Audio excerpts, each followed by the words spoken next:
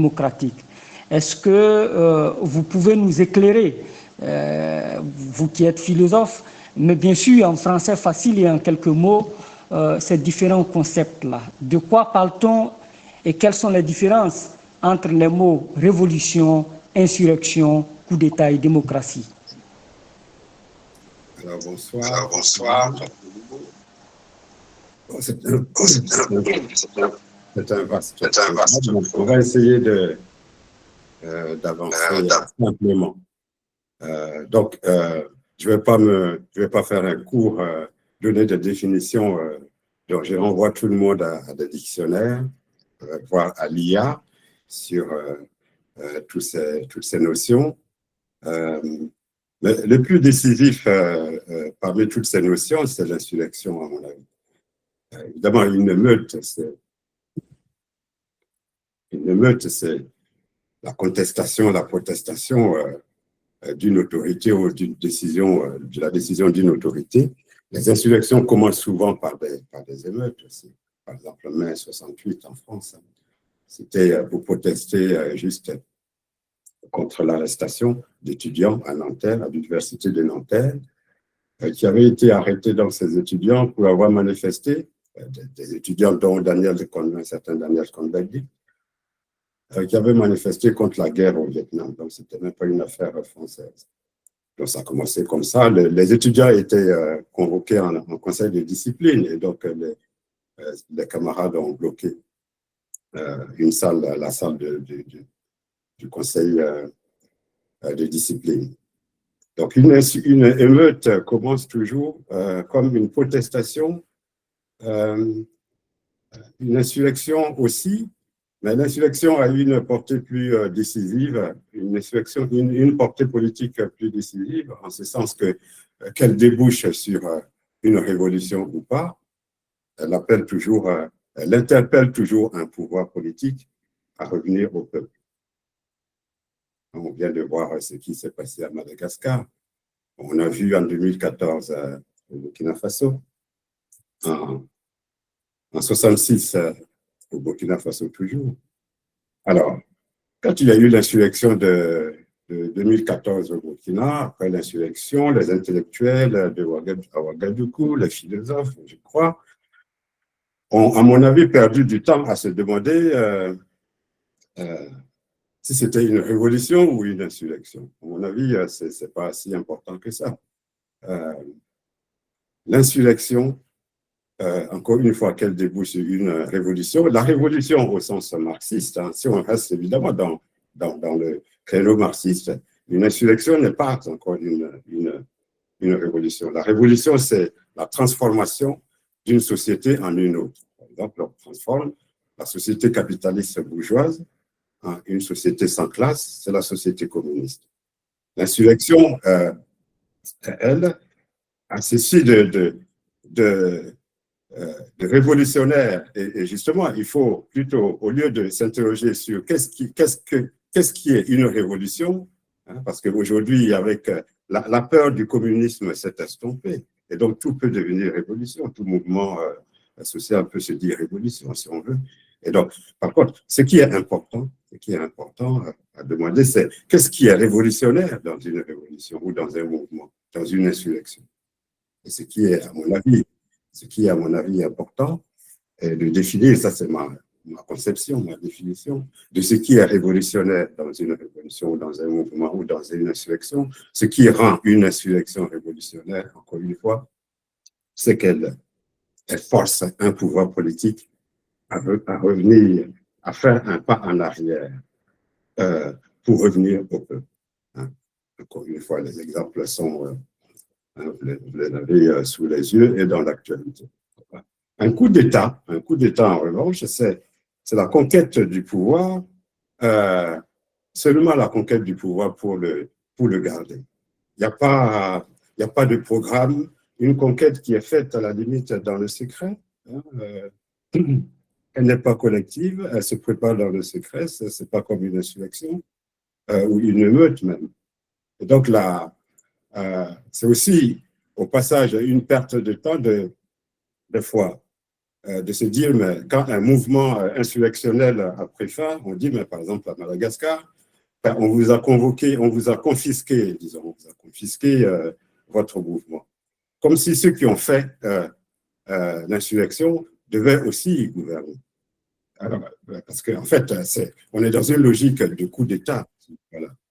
Y compris pour ceux-là même qui critiquent la logique du coup d'État. On est dans la logique du coup d'État de dire, c'est moi qui ai commencé le mouvement, donc je dois aussi gouverner.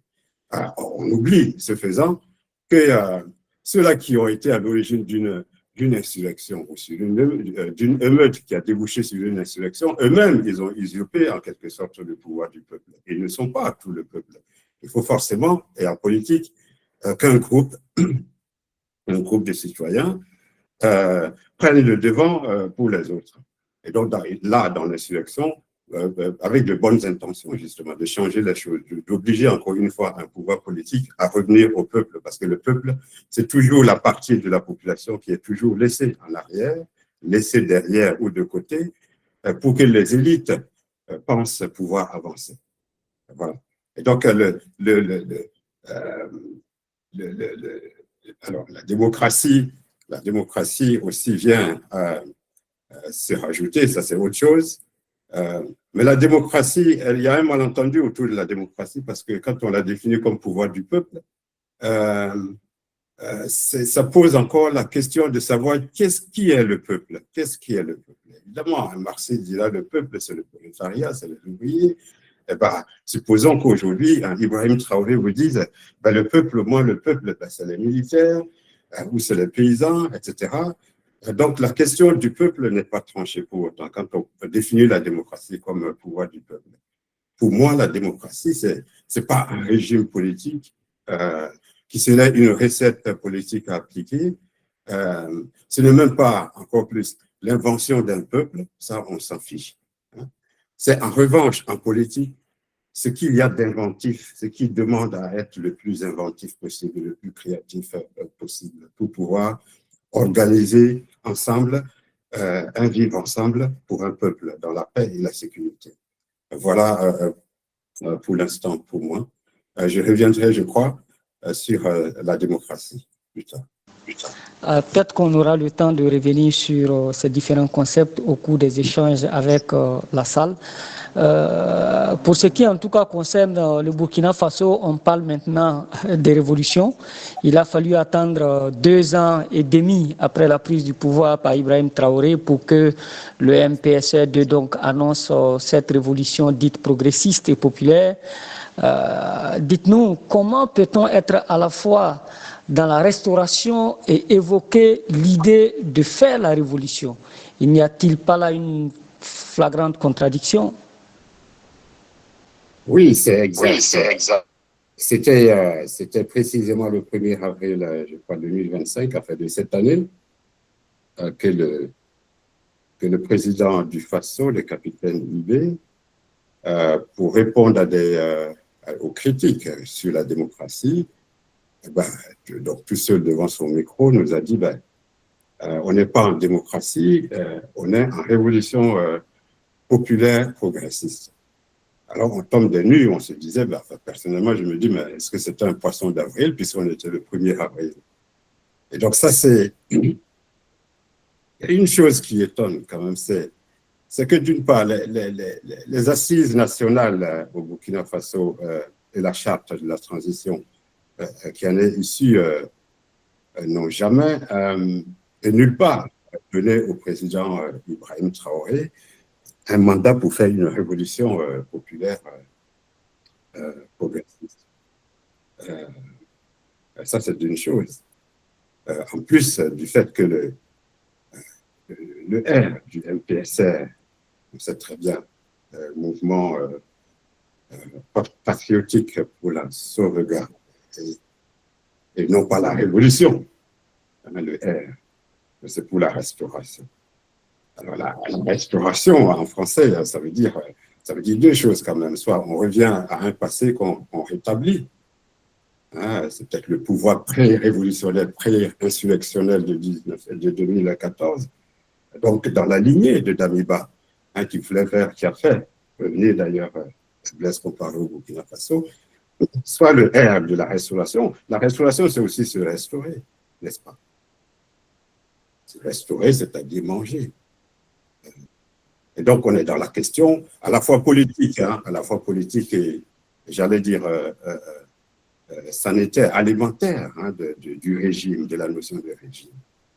Hein, c'est le régime d'une part, c'est le régime au sens alimentaire des Wahiyans, hein, qui n'ont rien à voir en termes de comparaison avec la RDP sankariste, avec les CDR. Les Wahiyans n'ont rien à voir, ils ne sont pas une institution de cette révolution populaire, dite révolution populaire progressiste, comme les CDR l'ont été très tôt au lendemain de la révolution insurrection de 83. Alors je rappelle encore, pour revenir un peu en arrière, que dans le DOP, révolution et insurrection sont, dès les premières pages, hein, dès les premières lignes, sont assimilés, sont synonymes. Parce qu'il y a des insurrections, il y a eu des insurrections qui ont précédé la date du 4 août 1983. Donc, voyons d'un côté, donc pour manger, selon les échos que j'ai sur ce qui se passe à Ouagadougou, CDR de l'autre, soumis à une éthique stricte, hein, j'allais dire, si on maintient encore la métaphore, à un régime strict de sobriété, c'est-à-dire de rigueur, de discipline, d'exemplarité. Le CDR, c'est celui qui est exemplaire, qui est ouvert au débat, hein, qui est dans le peuple, qui doit plonger dans le peuple, comme c'est dit dans le DOP, comme un poisson dans l'eau. Et donc, ouvert au débat parce qu'il a quelque chose à expliquer, à argumenter aussi pour convaincre la masse et aussi les contre-révolutionnaires qui, je rappelle aussi au Burkina Faso à l'époque, les contre-révolutionnaires, c'était finalement les opposants, disons, de la révolution, c'était souvent aussi des révolutionnaires. Le débat au Burkina Faso, c'était entre, on le sait,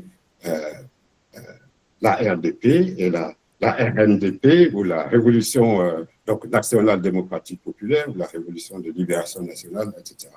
Donc, qui posait la question de l'indépendance du Burkina Faso ou non, l'indépendance politique. Et selon que le Burkina Faso était indépendant, l'ennemi n'était pas la même. Bref, j'y reviendrai peut-être plus tard. Et donc là, en termes de régime, entre de deux régimes différents, alimentaires, d'un côté les Wahiyans, pas une institution du Burkina Faso, ni même de la révolution d'Ibrahim Traoré, et de l'autre les CDR. Et donc le mot de régime, encore une fois, concerne aussi bien la nourriture, la santé, que la politique, parce que tous les penseurs de la politique ont toujours considéré un État, hein, la nation, l'ensemble de la population qui forme un État comme un corps politique, ce qui est intéressant. Deuxièmement, Ibrahim Traoré montre par là, en proclamant comme ça tout seul la RPP, la dite Révolution populaire et progressiste, qu'il ignore complètement le peuple du Burkina Faso. Et vous parlez d'expliquer la RPP à qui. Donc, puisqu'il n'y a pas de peuple, on va l'expliquer à qui, d'une part. D'autre part, qu'est-ce qu'on va expliquer aussi? Expliquer quoi? Puisqu'il n'y a aucune théorie révolutionnaire, comme sous la RDP sankariste. Pas de théorie révolutionnaire pour expliquer. Et pour expliquer et argumenter et convaincre ceux qui ne le sont pas. Donc, je dirais là que c'est un deuxième coup d'État d'Ibrahim Traoré contre le peuple du Burkina Faso. Cette déclaration monologique, unilatérale, si je peux dire, de la RPP. Le sens de ce coup d'État, selon moi, le voici. C'est de combler en fait un vide, puisque la mission de reconquête du territoire n'est pas accomplie. à ce jour, ou en tout cas tarde à s'accomplir. Ce vide, c'est le vide d'orientation politique. La RDP avait une orientation non seulement politique, mais révolutionnaire. Encore une fois, dans la RDP, avec son opposition à la RNDP, il y a là une prise de position révolutionnaire, une orientation révolutionnaire que donne le CNR à la révolution. Donc, on a d'un côté le DOP, discours d'orientation politique, et aujourd'hui, un VOP, un vide d'orientation politique. Voilà. J'aurais aimé également qu'on revienne sur cette popularité, quoi qu'on dise, du pouvoir de Ouaga, notamment dans certaines capitales africaines et même au-delà. Un homme qui est célébré un peu partout sur le continent, donc par des prétendus panafricanistes qui voient en Ibé justement le sauveur de l'Afrique, le continuateur des œuvres de Sankara, mais aussi d'Nkrumah, de Nyerere, de Lumumba, de Anta Diop, etc. Et son combat contre l'impérialisme fait rage, même si évidemment il ne se prive pas des financements des institutions de Bretton Woods, etc. Mais nous sommes pris par le temps, peut-être que vous aurez l'occasion de revenir là-dessus au cours des débats, mais je souhaiterais que vous nous dites un mot sur l'une des phrases célèbres de Sankara qui disait « Malheur à ceux qui bâillonnent le peuple ». Aujourd'hui, il est évident que le peuple du Burkina Faso est bâillonné. Est-ce que vous faites la même observation? Si oui, quel commentaire cela vous inspire? Alors, la phrase, cette phrase a un contexte, un double contexte, selon moi. Enfin, plus évidemment, c'est après son qu'il fut évincé du gouvernement, enfin, renvoyé du gouvernement de Jean-Baptiste Ouédraogo comme Premier ministre. C'était pas un souhait du malheur, c'était une menace. Parce que comme s'il savait ce qui allait arriver, comme s'il maîtrisait la situation, lui et ses camarades, de ce qui allait arriver au Burkina Faso et de ce qui allait arriver à ceux-là qui l'ont arrêté pour des désaccords justement idéologiques, politiques et idéologiques, parce que les sous-officiers dont Sankara et ses compagnons tenaient un discours ouvertement, oui, socialiste, communiste, révolutionnaire, quoi. À une époque où le mur de Berlin, la guerre froide, n'avait pas pris fin, donc ça pouvait inquiéter en effet l'impérialisme français en l'occurrence. Et donc, d'où l'intervention de Guy Pen, etc., dans cette arrestation de Thomas Sankara le 17 mai 1983. C'est ça. Donc, malheur à ceux qui bâillonnent leur peuple, une menace à peine qui s'est réalisée, on sait comment, par la prise du pouvoir, quelques mois plus tard. Et donc, c'est aussi, ça c'est le contexte factuel que tout le monde peut rappeler. Mais il y a aussi un contexte révolutionnaire plus lointain, c'est mot pour mot la phrase d'un révolutionnaire, du révolutionnaire français Robespierre, en 1994. Donc il disait, si ma mémoire est bonne, malheur à celui qui... attendez que je regarde un peu maintenant. Voilà, c'est ça. Malheur à celui qui oserait diriger vers le peuple la terreur. Cette terreur, on doit la rapprocher le plus possible des ennemis du peuple. Hein. Donc, malheur à celui qui étend la terreur sur le peuple. Malheur à celui qui bâillonne le peuple. C'est quasiment la même chose. Voilà. Sachant que sous la révolution démocratique et populaire, la notion de peuple était bien déterminée parce qu'on y avait soustrait les ennemis qui étaient de deux sortes. C'était la bourgeoisie d'État, la bourgeoisie commerçante, la bourgeoisie moyenne, la moyenne bourgeoisie, d'une part, et puis les autorités les traditionnelles, non pas parce qu'elle faisait retour, elle valorisait nos traditions, non, parce qu'il y avait de mauvais en cela, mais parce qu'elle pouvait être source d'obscurantisme et donc de non-libération, de non-liberté pour la masse, notamment paysanne vivant dans le village. Voilà. Et de l'autre côté, le géopolitique, en dehors de ces deux catégories d'ennemis, tout le reste, c'est le peuple. Avec Ibrahim Traoré, on ne sait pas qui est le peuple. Il n'en parle jamais. Le peuple, en tout cas, ce qu'on sait, c'est que le peuple est divisé en deux camps, les apatrides et les patriotes. Alors, sur les apatrides, c'est aussi une erreur, j'allais dire sémantique de Sankara. C'est Sankara qui avait appelé les ennemis du peuple à un moment donné des apatrides, parce qu'en français, un apatride n'est pas l'ennemi d'un peuple, c'est de son peuple, mais plutôt quelqu'un qui n'a pas de patrie, justement. Je ne sais pas, peut-être que Bruno Jaffray a des informations là-dessus. Je ne sais pas comment est-ce que c'est possible pour quelqu'un comme Sankara qui maîtrisait la langue française de faire cette erreur de langue. Donc, pour revenir à la question que vous commenciez, Younous, à formuler à propos de l'admiration de la RDP, de la révolution dite africaine, panafricaniste au Burkina Faso, je pense qu'elle possède cette admiration, cet engouement d'un fantasme. Le fantasme, c'est-à-dire le plaisir qu'on prend à quelque chose qui n'existe pas.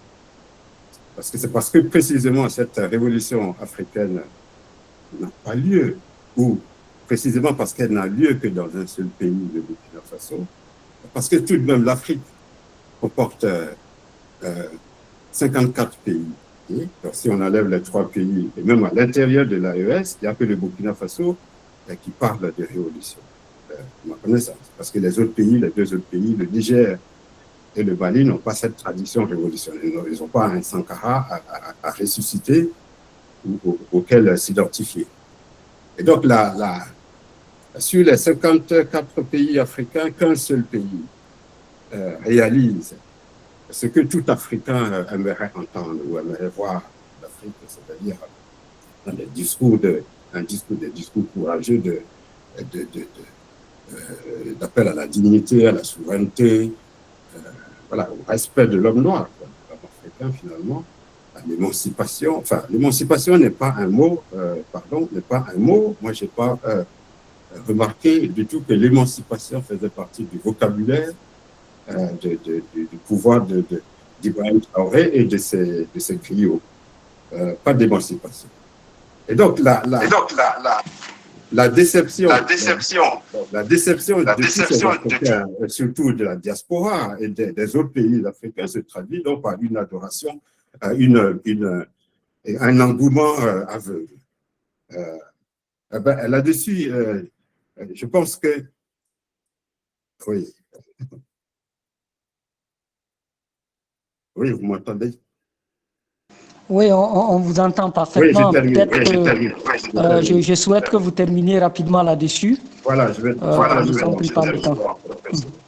Oui, c'est la preuve de cette adoration d'une révolution panafricaniste dans un seul pays sur 54,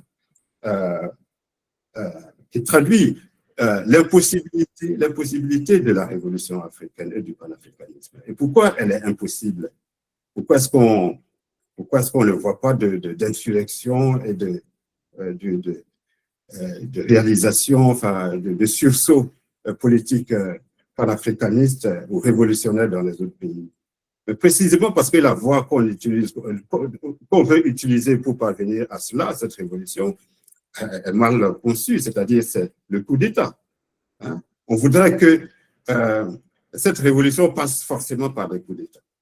Et donc, quand évidemment il y a des coups d'État, tous ces panafricanistes, pseudo-panafricanistes, nationaux panafricanistes, selon moi, puisqu'ils s'attendent une révolution dans ce seul pays, ils tendent l'oreille à Madagascar, au Gabon, et le plus souvent, ils sont déçus. Et donc, comment dire, cette impossibilité de la révolution panafricaniste et de l'émancipation de l'Afrique est au fait liée au fait qu'on la subordonne, on la conditionne à la réalisation de coups d'État. Voilà. Ce qui est impossible parce que même les chefs d'État les plus corrompus et les plus dictateurs n'accepteront pas, évidemment, qu'on les renverse pour instaurer des régimes dits de révolution panafricaine, même si eux-mêmes, de bonne foi, ils sont quelque part, ils ont une fibre panafricaniste. Voilà, pour aller vite, on aura peut-être le temps de revenir. Merci bien, Dr Christophe Dabiré, pour cette riche contribution. Merci aux deux autres panélistes. Nous allons passer donc à la deuxième partie de ce webinaire en passant cette fois, qui a beaucoup aussi été interpellé, mais nous sommes véritablement pris par le temps, donc il faut aller à l'essentiel. D'abord, une chose, à M. Geoffrey, je renvoie au DOP. Sur la révolution, c'est pas pousse-toi que je m'y mette. C'est écrit noir sur blanc dans le DOP. Donc la révolution, c'est pas qu'une classe sociale prenne le pouvoir pour en remplacer une autre. C'est bien la transformation d'une société par une classe. Je vous invite à le relire, M. Dabiré. En l'occurrence, la classe le discours d'orientation politique est une analyse de classe de la société. Il dit quelles sont les classes qui sont les ennemis de la révolution et quelles sont celles qui vont diriger la révolution. C'est marqué textuellement. Oui, mais ce n'est pas le remplacement d'un régime, enfin d'un pouvoir politique par un autre. Ce n'est pas ça la révolution. Dans ce cas-là, n'importe quel coup d'État. Monsieur j'ai dit que c'était une classe sociale qui prenait le pouvoir. Bon, ok. Allez-y, monsieur Christophe. Un malentendu sur les commentaires qui ont été faits de mon intervention, notamment par rapport au Mali et au Niger, par rapport à la révolution. Évidemment qu'il y a des révolutionnaires. Il y a eu des révolutionnaires au Mali, encore, selon moi, plus qu'au Niger, comme partout en Afrique d'ailleurs. Sékou Touré, Nkrumah, Nyerere, enfin tous ces pères fondateurs du panafricanisme finalement. Mais leur héritage n'est pas assumé. Leur révolution, je veux dire, n'est pas assumée dans leur propre pays. Si je devais parler de la Tanzanie, je veux dire, on prendrait toute la soirée. Et donc, alors, je n'ai pas retenu le nom du premier qui m'a interpellé, mais qui me fait dire, je pense, Owusu ou quelque chose comme ça. Donc, il me fait, enfin, un contresens qui me fait dire exactement ce que je critique, en fait. C'est-à-dire qu'il me place finalement dans le camp des pseudo, on va dire, des propagandistes du panafricanisme, des pseudo-panafricanistes que j'appelle les nationaux panafricains. Non, pour moi, les coups d'État ont surfé sur cette vague, ont improvisé sur ce panafricanisme. D'ailleurs, je reviendrai avec la question de Didier Ouedraogo. D'ailleurs, parmi les termes panafricanisme, anti-impérialisme, etc., on s'y perd, quoi. On mélange tout dans le discours politique actuel au sein de l'AES et du Burkina Faso. Et donc, le panafricanisme, la révolution panafricaine, a été la matière qui a servi à meubler, à boucher des trous post-putsch, post-coup d'État. C'est ce que j'ai souligné. De la même manière que, d'ailleurs, après l'assassinat de Thomas Sankara, ce qui a sauvé, entre guillemets, Blaise Compaoré, le pouvoir de Blaise Compaoré, j'allais dire, ce qui a permis à Blaise Compaoré de tenir dans le temps, c'est aussi le discours de La Baule, quelques années plus tard, sur la démocratie, qui conditionnait, n'est-ce pas, l'aide au développement de la démocratie. Et donc, évidemment, le pays a ouvert les portes aux finances internationales, enfin au marché international aussi, etc. Donc, c'est exactement ça le propre d'un coup d'État, c'est-à-dire que rien, il n'y a pas de programme et que c'est pas celui d'une révolution qui a un programme à appliquer, qui est celui de transformer la société. Et à mon avis, au jour d'aujourd'hui d'ailleurs, il n'y a pas un sens de société, de révolution qui est abouti à la transformation complète d'une société. Et d'ailleurs, la révolution en tant que telle, par définition, c'est une transition. C'est la transition entre la société, c'est la transition de transformation de la société qu'on veut abolir et l'aboutissement, la réalisation de la nouvelle société. Et donc, cette transition-là, on y est toujours. Dans les pays dits révolutionnaires, ils y sont toujours. On n'arrivera pas, sans doute, c'est aussi ça le propre du communisme. Je pense que c'est un idéal, un guide, comme disait Lénine. Le marxisme-léninisme, c'est pas un dogme, c'est un guide pour l'action politique. Bref. Alors, je ne sais pas si tous les régimes, tous les pouvoirs après Blaise Compaoré se disent au Burkina Faso, se réclament du sankarisme.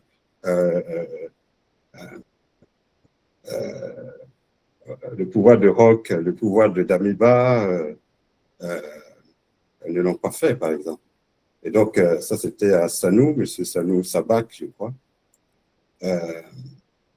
Et donc, oui, les erreurs de Sankara, je le signalais tout à l'heure, c'est notamment sur l'apatridie, pour moi, c'est quelque chose qui est étonnant.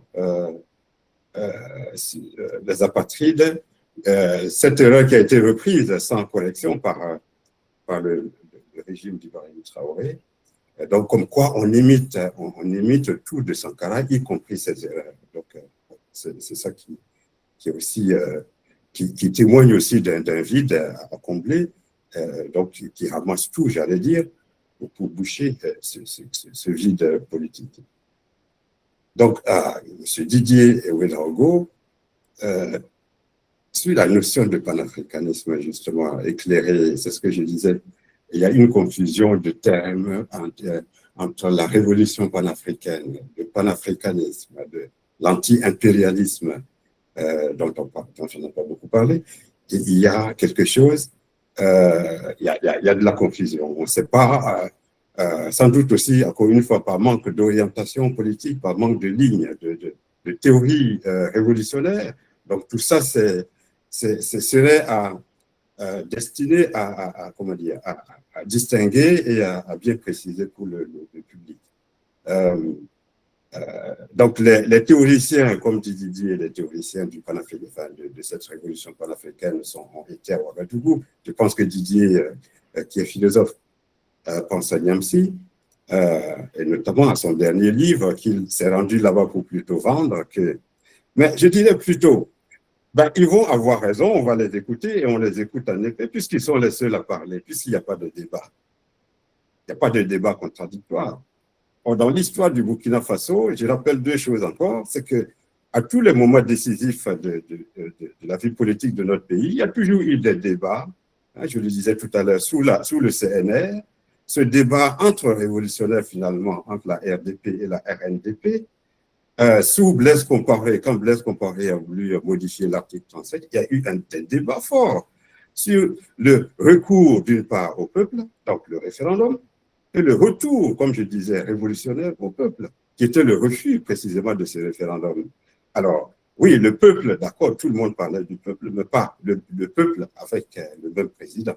C'est ça, ça a été ça l'origine de l'émeute, puis de l'insurrection qui a conduit Blaise Compaoré au départ.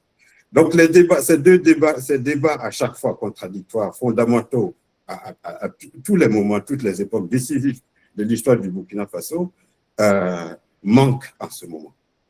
Et ils manquent parce que la partie, ceux qui ne sont pas d'accord avec le régime n'ont pas droit à la parole. Et donc, sur les libertés, oui, c'est un autre qui parlait de liberté, liberté de la presse, liberté des débats aussi, sous la révolution populaire, démocratique et populaire. Donc, j'étais étudiant, comme on le rappelait, à l'UO à l'époque. Il y avait des débats. Les assemblées générales à l'UO étaient électriques sans doute, mais il n'y avait pas de violence entre, d'une part, les gens de l'ANEB et puis les CDR, finalement. Et donc, ça, c'était partout, les débats. Il y avait au Burkina Faso, tous les week-ends, des veillées débats au Burkina Faso pour expliquer à la masse, encore une fois, le sens de la révolution, de la RDP. Ce qui n'existe pas aujourd'hui. On enlève des journalistes, on enlève tout le monde. Il y a des listes noires parce que, tout simplement, le seul crime qu'on aurait commis, c'est de ne pas être d'accord avec Ibrahim Traoré. Et je pense que là, Ibrahim Traoré dévance un peu sa fin. On voit que c'est une révolution, en tout cas, pour revenir à Didier Ouedraogo, une révolution de substitution qui tenant compte de ce qui est arrivé à Sankara, son assassinat, etc., et aussi sa popularité, prend les devants. En termes personnels, cette popularité est aujourd'hui construite, la popularité d'Ibrahim Traoré notamment, construite à travers des livres qu'on va publier déjà. Tous les discours vont être éternisés. Donc, ce que Sankara, en son temps, n'avait pas pensé à faire, évidemment. Donc, une révolution de substitution aussi qui crie un peu vengeance par rapport à la Côte d'Ivoire, un peu aussi pour... Vous avez en quelque sorte participé ou été à l'origine de l'assassinat de Sankara, donc on vous tient à l'œil, etc. Quand Alino Faso est mort en prison, le discours pseudo-souverainiste c'était du gouvernement burkinabé, cette mort ne va pas rester impunie. Alors, moi, j'ai souri, j'ai dit, qu'est-ce que le Burkina Faso va faire à la Côte d'Ivoire? Est-ce qu'elle va porter plainte auprès de la CPI qu'elle a aujourd'hui quittée, par exemple? Ou bien est-ce qu'elle va engager une force militaire contre la Côte d'Ivoire pour venger la mort d'Alino Faso? Donc ça, en termes de souveraineté, là aussi, il y a une illusion. Et cette illusion même, elle est de fait parce qu'aucun pays au monde ne peut être souverain s'il n'a pas la force. Ça s'est vu dans la guerre de 12 jours entre Israël et l'Iran. Vous n'êtes souverain que chez vous si vous n'êtes pas fort. Donc, le jour où vous ne serez pas aussi fort que les grandes puissances impérialistes, la souveraineté reste de droit. Voilà, c'est tout. Et donc, aujourd'hui, je développe un peu parce qu'aujourd'hui, on voit la souveraineté en question d'Ibrahim Traoré, c'est de se mettre à fabriquer des armes, n'est-ce pas? À Ouagadougou, dites-moi, pour ceux qui sont au Burkina Faso, il n'y a pas, j'ai visité des pays africains, dont dans la capitale, vous avez au moins un hôpital d'un standing moderne, très équipé, où les citoyens vont se soigner, non pas gratuitement, certes, mais à moindre coût. À Ouagadougou, vous n'avez pas un hôpital digne de ce nom, mais Ibrahim Traoré veut, pour être populaire, fabriquer des armes. Donc, il se lance dans une course belliciste à l'armement, en sachant très bien qu'il y aura toujours des gens qui vont fabriquer des armes 1 million de fois plus puissantes que ces armes locales. Voilà un peu ce que je peux répondre en étant un peu parfois hors sujet, pour développer certains points.